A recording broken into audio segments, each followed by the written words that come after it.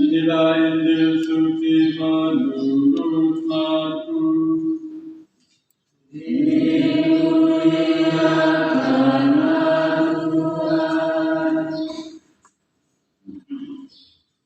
Sesudah Yohanes Pembaptis ditangkap, datanglah Yesus ke Galilea memberitakan Injil Allah. Yesus berkata, "Waktunya telah genap, kerajaan Allah sudah dekat. Bertobatlah dan percayalah kepada Injil." Ketika Yesus sedang berjalan menyusur danau Galilea, ia melihat Simon dan Andreas, saudara Simon. Mereka sedang menebakkan jala di danau, sebab mereka itu penjala ikan. Yesus berkata kepada mereka, "Mari, ikutlah Aku, dan kamu akan Aku jadikan penjala manusia." Lalu mereka pun segera meninggalkan jalannya dan mengikuti Yesus. Setelah Yesus meneruskan perjalanannya sedikit lagi, ia melihat Yakobus anak Zebedeus dan Yohanes saudaranya sedang membereskan jala di dalam perahu. Yesus segera memanggil mereka, dan mereka meninggalkan ayahnya Zebedeus di dalam perahu bersama orang-orang upahannya. Lalu mereka mengikuti Yesus. Demikianlah sabda Tuhan.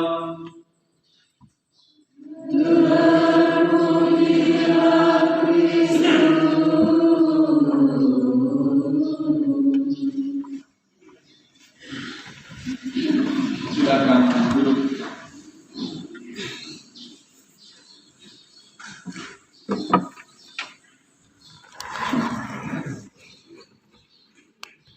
Tadi malam waktu kami makan dengan Pak Anton, lalu dia bagi SK penugasan terbarunya di grup PACBB. Lalu beberapa menit kemudian saya muncul dan minta hal yang sama, saya minta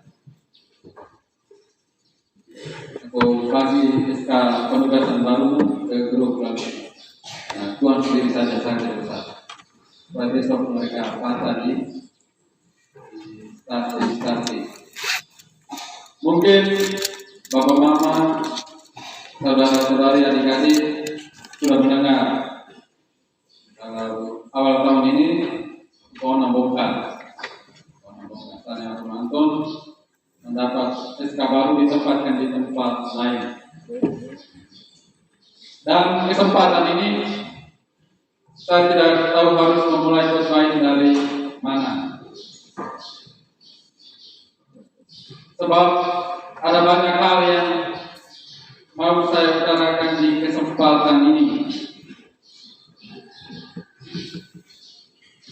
Saya menyadari maksud ini tidak akan bisa terwujud karena kita dibatasi waktu. Bacaan kedua menyebutnya waktunya singkat. Aneh di hadapan waktu yang luas. Kalau kita bayangkan ada tahun 1 dan sekarang sudah tahun 2024. Artinya waktu itu luas, tidak ada singkat. Tetapi setiap kita di hadapan waktu yang luas itu punya waktu yang singkat. Kita tidak tahu ke depannya sampai 2000 atau 3000 berapa.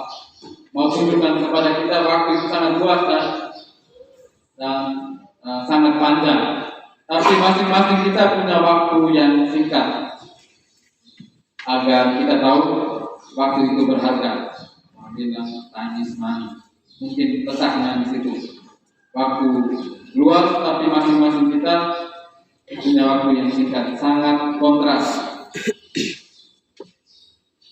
Karena waktu singkat, saya seakan mempersalahkan waktu. Namun bacaan suci tadi menegur kita semua, juga saya, bahwa waktu tidak bisa dipersalahkan. Ungkapan waktunya telah genap punya makna yang amat dalam. Kata waktu dalam bacaan suci tadi menggambarkan selain waktu itu sendiri, tapi juga segala realitas dan segala peristiwa di bawah kolong langit ini. Segala peristiwa di bawah kolong langit ini. Sementara kata genap yang dibedakan dari ganjil melambangkan kepenuhan, kesempurnaan. Maka kesimpulannya, waktu dan segala peristiwa di bawah kolong langit ini itu sempurna. Kitab Kejadian dalam peristiwa penciptaan menyebutnya baik adanya. Baik adanya. Di bangku kuliah saya pernah berdebat dengan satu teman soal ini, bahwa di bawah kolong langit baik adanya. Saya waktu itu mengambil contoh bencana alam. Kalau sekarang kita bisa lihat bersama erupsi Gunung Lewotobi. Waktu itu ya masih semangat di bangku kuliah, saya pernah adu pendapat. Saya bilang ke dia, erupsi itu fenomena alam yang biasa. Kita ambil contoh erupsi bencana alam atau erupsi itu fenomena alam yang biasa. Kita merasa terluka karena bencana alam itu melukai manusia, kena manusia. Kita bayangkan kalau di Lewotobi tidak ada orang, cuma kita merasa biasa saja. Karena ada orang-orang di sana dan bencana alam itu melukai mereka, maka bencana alam itu kita anggap sebagai suatu fenomena alam yang negatif. Pertanyaan untuk kita, kalau segala hal baik adanya, kenapa ada banyak soal? Persoalan itu muncul karena cara pandang kita yang keliru, cara pandang kita yang sesat. Segala masalah di sekitar kita muncul karena cara pandang kita yang sesat. Maka sampai dengan hari ini di mana-mana orang menggaungkan supaya ada revolusi berpikir, revolusi cara berpikir. Karena itu bacaan suci hari ini mengajak kita semua menjadi penjala manusia seperti para murid, menjadi penjala manusia seperti para murid. Dan kalau omong tentang penjala, saya selalu teringat satu cerita di sini. Ketika salah satu demonstrasi, mungkin saya pernah cerita ini, antar salah satu imam yang bertugas, mereka ikuti salah satu jalan setapak dan gaya ke Bona. Rombong itu bawa motor, dia bonceng satu bapak dewan dengan kecepatan yang tinggi. Lalu bapak dewan itu bilang, rombong pelan-pelan. Rombong bilang, jangan takut bapak, ini jalan Tuhan. Lalu kemudian bapak dewan itu bawa saya mancing di Wakat, di Tembata. Kami lewat ikut arus boleh, dan saya takut. Bapak dewan lihat saya lalu dia bilang, romo tenang, ini jalan Tuhan. Ini juga jalan Tuhan. Mau katakan kepada kita, baik di darat, di laut, ada jalan Tuhan.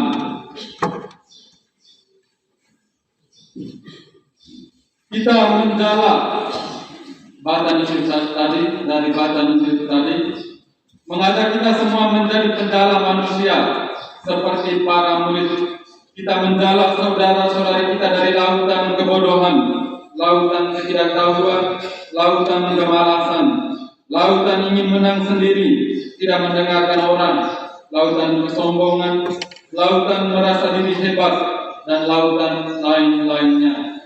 Bersyukur kalau mereka masih terhanyut, Tapi kalau mereka sudah tenggelam, maka butuh usaha dan kerja yang lebih. Bacaan pertama tadi menulis kota Niniwe sebagai salah satu kota yang berada dalam lautan itu. Nabi Yunus menulisnya sebagai lautan kedosaan. Niniwe, kota yang mengagumkan, tetapi penuh dengan kedosaan. Dan kita mesti bedakan mengagumkan karena penuh dengan kedosaan dan mengagumkan karena penuh dengan kebaikan. Maka Tuhan berfirman, bangunlah, berangkatlah ke Niniwe, kota yang besar itu. Atau dalam konteks bacaan Injil tadi, bangunlah dan jadilah penjala manusia di Niniwe. Kita mendengar, memang pada awalnya Yunus menolak, karena ada ketakutan kalau orang-orang tidak mendengarkan dia, masa bodoh dengan dia, atau bahkan menganggapnya sebagai pengganggu. Namun pada akhirnya Nabi Yunus menuliskan, ternyata ada harapan di sana, ternyata ada cahaya di sana. Sebab orang-orang Niniwe ketika mereka mendengarkan seruannya, orang-orang Niniwe berbalik dan bertobat, sehingga Tuhan menyesal bahwa ia telah merencanakan malapetaka atas Niniwe. Bapak, mama, saudara-saudari, bacaan suci hari ini mengajak kita untuk melihat diri kita. Bacaan suci hari ini mengajak kita untuk melihat diri kita. Dan kemarin waktu di dekanat, di rumah dekanat Adonara, kita tahu bersama tahun ini tahun kelompok sama KBG dan kelompok kategorian. Tahun lalu tahun ekologi. Dan waktu itu kami bahas beberapa tema, lalu peserta singgung begini. Di APB kami omong tentang KBG, lalu mereka sampai pada KBG saya, bagaimana menolong KBG yang lain. KBG saya bagaimana menolong KBG tetangga. Lalu ada satu peserta pertemuan, saya bilang, urus KBG sendiri belum jelas, sudah mau urus orang dengan KBG. Jadi waktu itu dia bilang KBG kita, jangan ke KBG yang lain, pakai KBG kita. Saya mau katakan bacaan suci hari ini juga mengajak kita untuk melihat diri kita masing-masing. Jangan lihat diri orang lain dulu. Saya mau katakan urus diri kita juga belum benar, kita mau urus orang lain. Masing-masing melihat diri kita. Masing-masing kita berada dalam lautan yang mana? Lautan yang mana? Tadi ada banyak. Lautan kebodohan, lautan ketidaktahuan, lautan kemalasan, lautan ingin menang sendiri, tidak mendengarkan orang dan sebagainya. Serentak mengajak kita untuk menjadi penjala manusia bagi diri sendiri, dan kemudian bagi orang lain. Mari kita menjadi penjala manusia agar di tempat di mana kita berada, di tempat di mana kita diutus, benar-benar menjadi mengagumkan seperti Niniwe, kota yang besar dan mengagumkan itu, karena penuh dengan kebaikan. Tuhan memberkati. Amin.